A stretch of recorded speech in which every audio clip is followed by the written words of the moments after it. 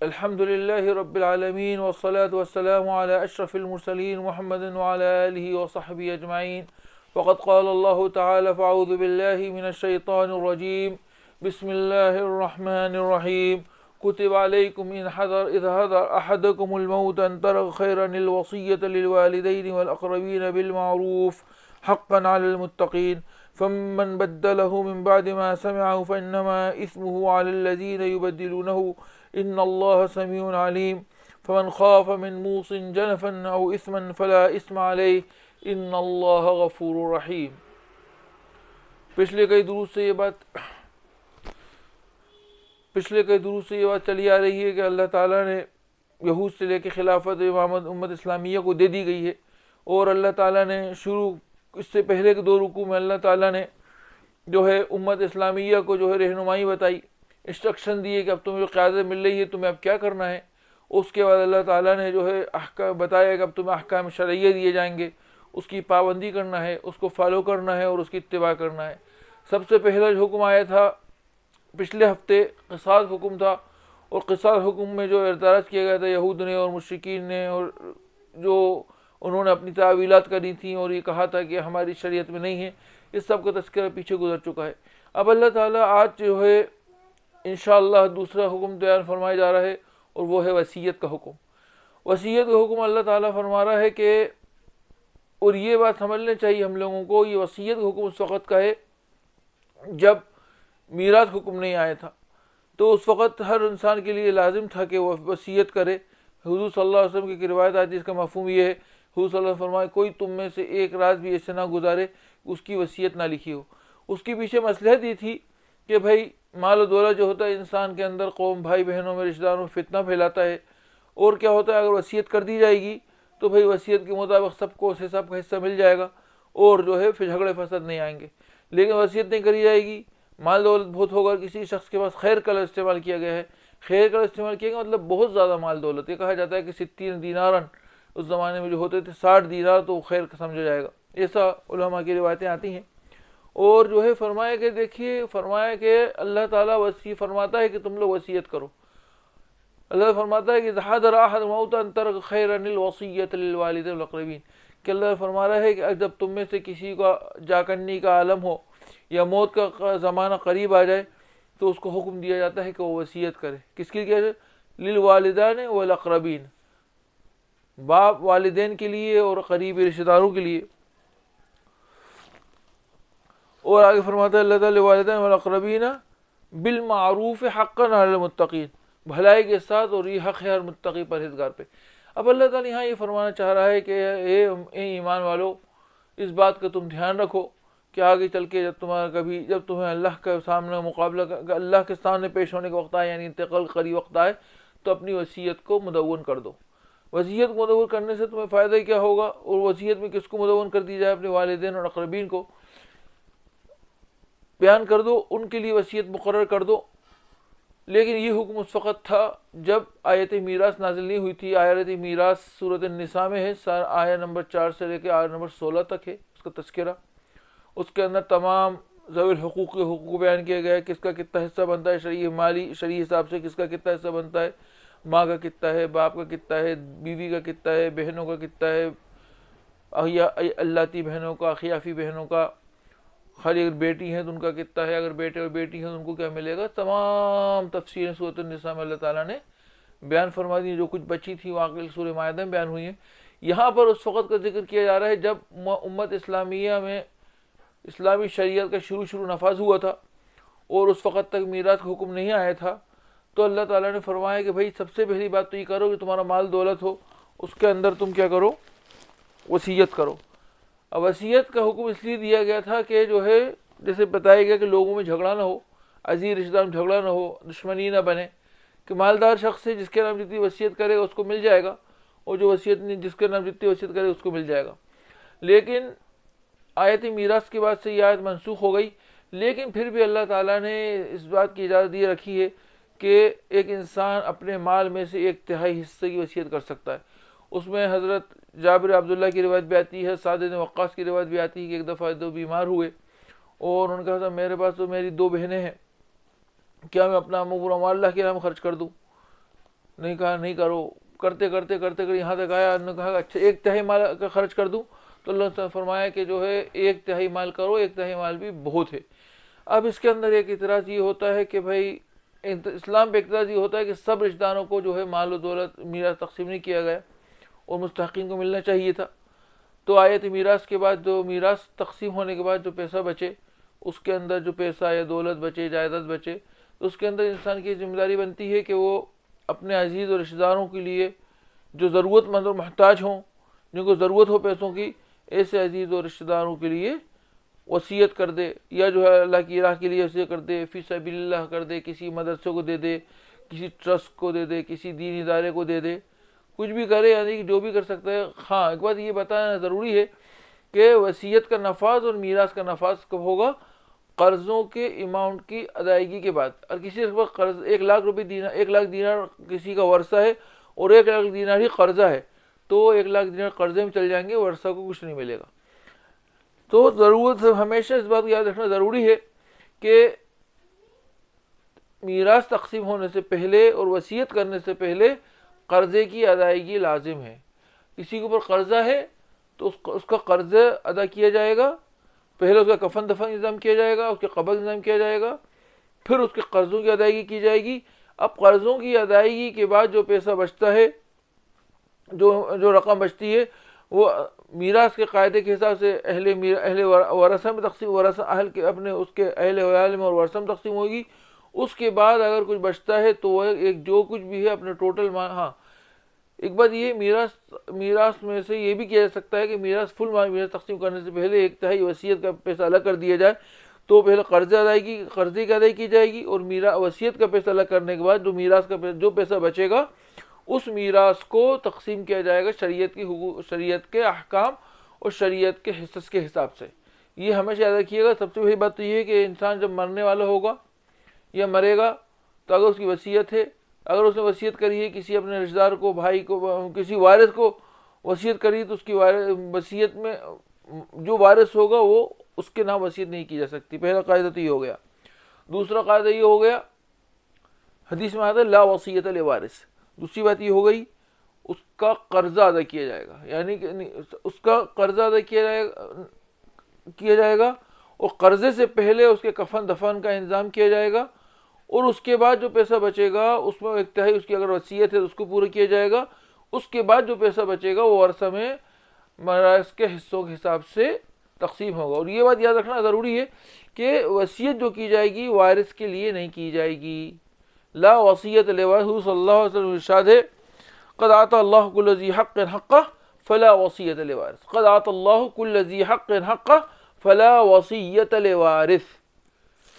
اب یہاں والدین اور اقربین لفظ کیوں ذکر کیا گیا ہے؟ تو اس سے مراد یہ والدین عزیز اور رشتہ دار، اور اقربین یعنی کہ اقربین والدین تو ماں باپ، اور اقربین رشتہ دار، یعنی ماں باپ کو دینی چاہیے، اور اس کے آدمی کو یہ خیال کرنا چاہیے اگر اس کے کوئی عزیز اور رشتہ دار ہیں، ضرورت مند ہیں، ان کو پیسے کی ضرورت ہے، تو ان کے نام تھوڑا بہت وصیت کر دے کہ ان کی جو زندگی کا وقت کام چل جائے، ان کو کچھ تھوڑا بہت فائدہ ہو جائے۔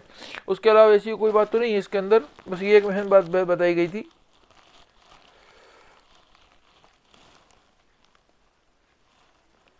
ہاں دوسرا اگر اللہ ارشاد فرما رہے فمن بدلہ من بعد ما سمعہ فانما اسمہ علی الذین یبدلونہ ان اللہ سمیع علیم۔ اب ایک بات دیکھیے، یہ بہت ضروری سمجھنا ہے، اگر کسی کی وصیت میں رد و بدل کی جا سکتا ہے کہ نہیں کیا جا سکتا، تو اس آیت کی روح سے یہ حکم ثابت ہوتا ہے کہ وصیت کے اندر رد و بدل نہیں کیا جاتا۔ ہاں یہ بات ہمیشہ دھیان میں رکھیے جب تک یہ بات چل رہی ہے کہ وصیت کا حکم کب سے؟ میراث سے پہلے کا حکم ہے۔ میراث جب آ گئے پھر وصیت کے حکم چینج ہو گئے، لیکن ابھی یہاں بات جو چل رہی ہے میراث کی بات وصیت کی بات چل رہی ہے، جو میراث سے پہلے وصیت کرنے کا حکم دیا گیا تھا۔ تو اب یہاں کہہ رہے ہیں فمن بدلہ من بعد ما سمعہ۔ ایک بات یہ معلوم ہے کہ جب وصیت کی جائے گی تو یہ بات معلوم کر لینا چاہیے، اگر معلوم نہیں ہے، اور اگر معلوم ہے تو تازہ ہو جائے گا کہ جب وصیت کی جائے گی تو گواہوں کے سامنے اور وکیل کو اس کے اوپر گواہ بنائے جائیں گے، اور اس کو وکیل مقرر کیا جائے گا جو آپ کے مرنے کے بعد آپ کی وصیت لوگوں کے سامنے پیش کرے گا۔ یہ ضروری نہیں کہ وہاں وارثہ بھی موجود ہیں، وہ لوگ بھی موجود نہیں جن کے نام وصیت کی جا رہی ہو۔ وصیت خفیہ کی جائے گی، لا یبیتن احدکم لیلۃ حتی یکون وصیۃ بین یدیہ، یعنی کہ انسان کی وصیت ہمیشہ اس کے بعد رہنا چاہیے. یہ اس وقت حکم جب آیت میراث نازل نہیں ہوئی تھی. تو اب وہاں اللہ تعالیٰ فرماتا ہے، حضور صلی اللہ علیہ وسلم کا ارشاد ہے کہ بس وصیت کے لیے آپ کو گواہ ہوں گے، شہود ہوں گے، اس کے بعد آپ کی وصیت قابل عمل ہوگی. اچھا، اب یہ کہا کہ فمن بدلہ من بعد ما سمعہ، یہ اللہ تعالیٰ فرما رہا ہے اگر کسی نے وصیت میں کوئی رد و بدل کر دیا اس کے بعد، کس کے بعد؟ وصیت کے سننے کے بعد. یعنی کہ وصیت متعین ہو گئی، وہ گواہ بنا دیا گیا، وصیت وکیل کے پاس رکھوا دی گئی، اب وصیت کے اندر کوئی رد و بدل کیا جا رہا ہے تو اس کی اجازت نہیں ہے. فمن بدلہ من بعد ما سمعہ فانما اسمہ علی الذین یبدلونہ، کہ وصیت تبدیل کی جائے گی تو اس کا گناہ اس پر ہوگا جو وصیت تبدیل کر رہا ہے. یعنی صاحب وصیت اور اہل جن کے لیے وصیت کی ان کو اس تبدیلی کا اثر ان کے اوپر نہیں پڑے گا. اثر کس سے پڑے گا؟ جس وکیل کو متعین کیا گیا ہے کہ تم میری وصیت میرے مرنے کے بعد میری وصیت میرے ورثہ کے سامنے پڑھنا، یہ اس کی ایک امانت ہے. اگر وہ اس کے اندر رد و بدل کرے گا، جگاڑ کرے گا، یا جو ہے کسی وارث سے مل کر کوئی وصیت کو تبدیل کرے گا تو اس کی حکم اللہ تعالیٰ فرما رہا ہے کہ فمن بدلہ، جس نے اس کو بدلا، فمن بدلہ، جس نے بدلا، من بعد ما سمعہ، وصیت سننے کے بعد، فانما اسمہ علی الذین یبدلونہ، جو لوگ اس کو چینج کریں گے اس کا گناہ ان پر ہوگا. کہہ رہا ہے کہ ان کا گناہ ان پر ہوگا، یعنی کہ وصیت میں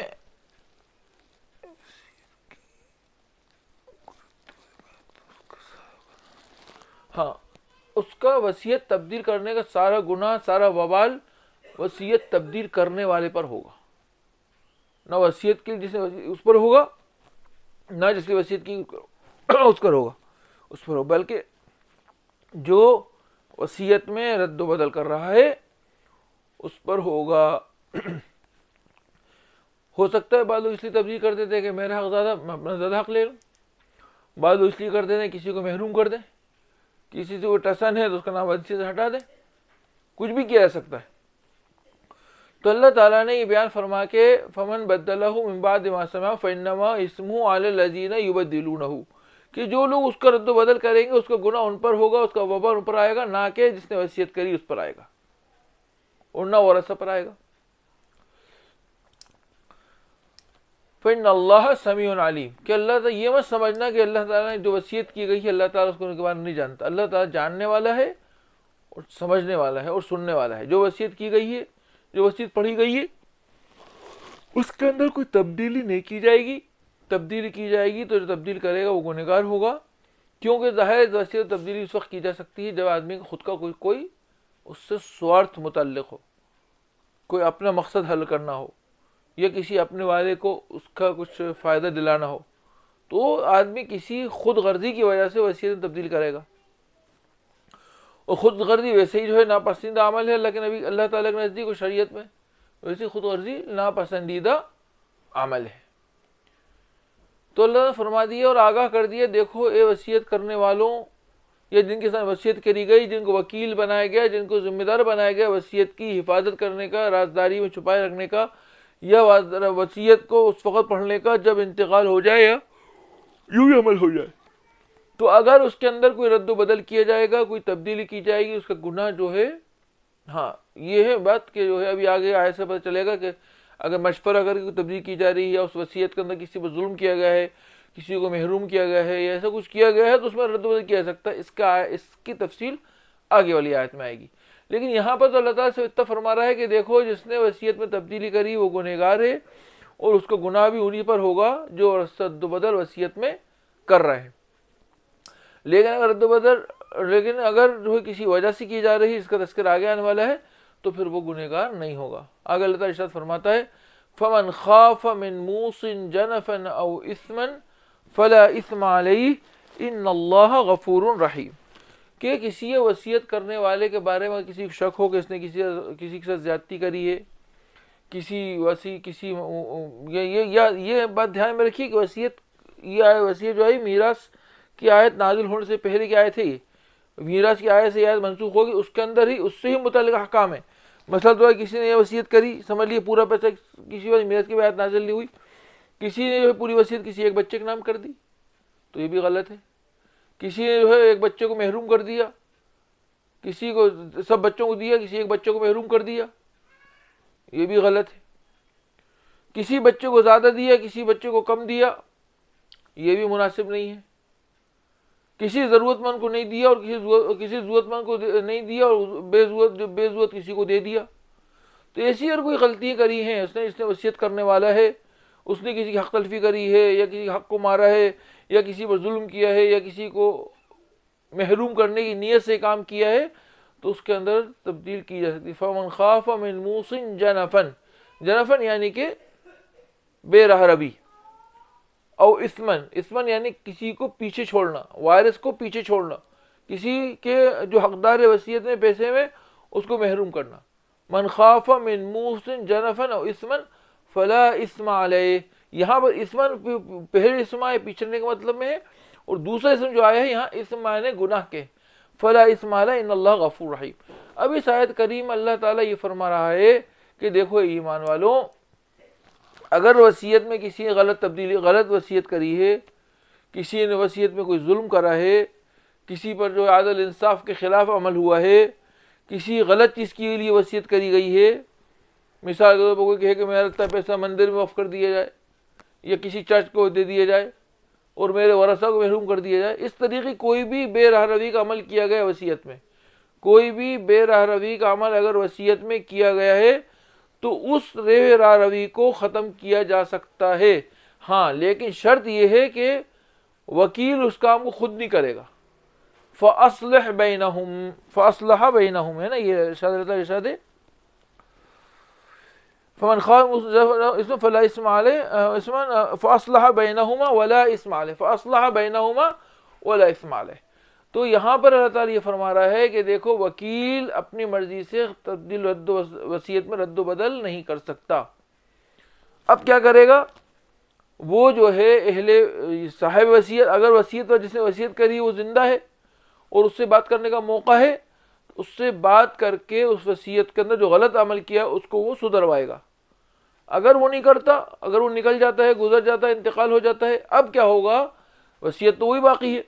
تو اب کیا ہوگا کہ جو اس کے ورثہ ہیں ان کے ساتھ مشورہ کر کے اس کا جو غلط عمل کر کے گیا ہے اس کو ختم کیا جائے گا. اس کے بدلے وصیت کے حساب سے پیسہ اولاد میں یا ورثہ میں تقسیم ہوگا.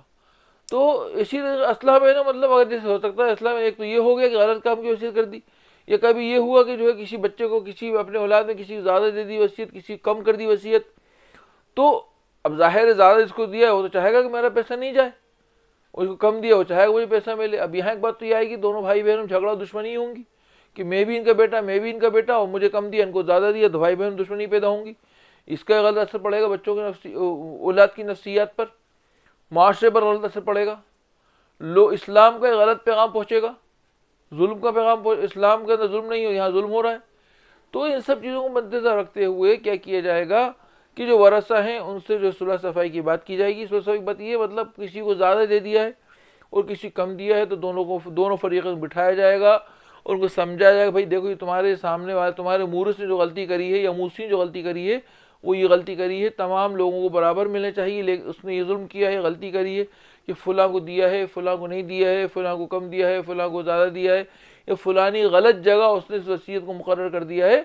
تو یہ سب بیٹھ کے مشورہ کیا جائے گا اور باہمی مشورے سے اس عمل کو بجا لایا جائے گا، باہمی مشورے سے اس وصیت میں تبدیلی کی جائے گی اور پھر تبدیل کے بعد وہ وصیت لاگو ہوگی. تو ہی اللہ فرما رہا ہے فَمَنْ خَافَ مِنْ مُوصٍ جَنَفًا وَإِثْمًا فَأَصْلَحَ بَيْنَهُمَا فَلَا إِثْمَ عَلَيْهِ إِنَّ اللَّهَ غَفُورٌ رَحِيمٌ. اب اوپر جس شدت سے منع کیا گیا تھا وصیت میں تبدیلی کرنے کے لیے تو وہاں اس طرف اشارہ کیا گیا تھا کہ بھائی وصیت صحیح ہے لیکن جان بوجھ کر کوئی کسی وصیت کا رد و بدل کر رہا ہے، کسی کو نقصان پہنچا دے، کسی کو فائدہ پہنچا دے تو وہ حرام ہے. لیکن اگر وصیت ہی غلط کری گئی ہے، کسی کو نقصان پہنچایا گیا ہے، کسی کو ظلم کیا گیا ہے، کسی کو محروم کیا گیا ہے، کسی کو دیا نہیں گیا ہے، کچھ اور بھی غلطی کری گئی، کسی غلط جگہ اس کو پیسے کو لگایا گیا ہے یا ایسا کچھ کیا گیا ہے، تو پھر اس میں پھر یہ والی جو وصیت ہے اس میں تبدیلی کرنا اس کیٹیگری میں نہیں آئے گی جہاں اللہ تعالیٰ فرمائے کہ اللہ تعالیٰ دیکھ رہا ہے فَبَدَّلْهُم بَعْدَ مَا أَسْلَمُوا فَإِنَّمَا إِثْمُهُ، اس وقت گناہ ہو جائے گا، وہاں گناہ ہے، وہاں گناہ ہے تبدیل کرنا جب اس کو صحیح طریقے وصیت کی گئی ہے۔ لیکن جب وصیت غلط ہو گئی ہے، وصیت میں غلطی کی گئی ہے، موصی نے غلطی کری ہے، تو اس وقت یہ ہوگا کہ اس وصیت کو سدھارا جائے گا، اس وصیت کو سدھار کے پھر سے نئی وصیت تیار کی جائے گی، اور یہ جو وصیت ہوگی وکیل خود نہیں کرے گا، بلکہ جو ورثہ ہوں گے یا جن کے لیے وصیت ہوگی ان کو ان سے مل بیٹھ کے باہمی مشورے سے عمل ہوگا، اور اس کے بعد نئی وصیت تیار کی جائے گی، پھر اس وصیت کے حساب سے شریعت کے اس وصیت کے حساب سے عمل کیا جائے گا۔ اور یہ بات ہمیشہ یاد رکھیے، ابھی یہ اس آیت میں کہ جو ہے یہاں جو بات چل رہی ہے وہ میراث کی آیت آنے سے پہلے کی بات ہے، میراث کی آیت آنے کے بعد یہ آیت منسوخ ہو گئی ہے، صرف 1/3 حصے میں، مال کے 1/3 حصے میں وصیت کی اجازت دی گئی ہے، اور وہ بھی ان مصادر میں وصیت کی جائے گی۔ ایک تو پہلی بات تو یہ ہو گئی کہ وارث جو ہوگا وہ اس کے لیے وصیت نہیں ہوگی، اب وارث نہیں ہوگا، وصیت نہیں ہوگی، تو دوسرے اعزاء اقربا جو ضرورت مند ہیں ان کے لیے وصیت ہوگی، کسی جو ہے چیریٹیبل فنڈ کے لیے وصیت ہوگی، کسی ادارے کے لیے وصیت ہو سکتی ہے، کسی مسجد کے لیے ہو سکتی ہے، کسی غریب گھرانے کو مدد کرنے کے لیے ہو سکتی ہے، جو کچھ بھی آپ کر سکتے ہیں کار خیر اس کے لیے وصیت آپ کریں گے، لیکن آپ کتنے میں سے 1/3 مال میں سے کریں گے، اس سے زیادہ میں سے آپ نہیں کریں گے، کیونکہ باقی جو ہے باقی جو ہے جو پیسہ ہے جس سے پہلے بتایا گیا کہ اس کے اندر پہلے جو ہے کفن دفن انتظام کیا جائے گا، پھر جو ہے وصیت کی کا انتظام کیا جائے گا 1/3 میں سے، اس کے بعد جو پیسہ بچے گا وہ تقسیم کیا جائے گا ورثہ میں۔ تو یہ اس کی ترتیب ہے، اس حساب سے چلنا ہے۔ اور اگر وصیت میں کوئی رد و بدل کیا جائے گا تو وہ اگر وصیت میں کوئی غلطی کوئی کمی ہے تو رد و بدل کیا جائے گا، نہیں تو نہیں کیا جائے گا۔ یہ اس وقت کا حکم ہے شریعت کے احکام میراث آنے سے پہلے کا۔ احکام میراث آنے کے بعد یہ آیت منسوخ ہو گئی ہے، اور اس کے بعد اس میں جس حساب سے حصے تقسیم کیے گئے وہ حصے تمام ورثہ کو ملیں گے، تمام ورثہ کو اس حساب سے حصے ملیں گے، اور 1/3 مال میں وصیت کی جا سکتی ہے۔ یہ تو وصیت کی بحث تھی۔ اب انشاءاللہ اگلے ہفتے اللہ کا حکم ہوا انشاءاللہ، آپ لوگوں کا ساتھ اللہ کا حکم ہوا انشاءاللہ تو رمضان کے روزوں کے احکام کا بیان ہوگا انشاءاللہ۔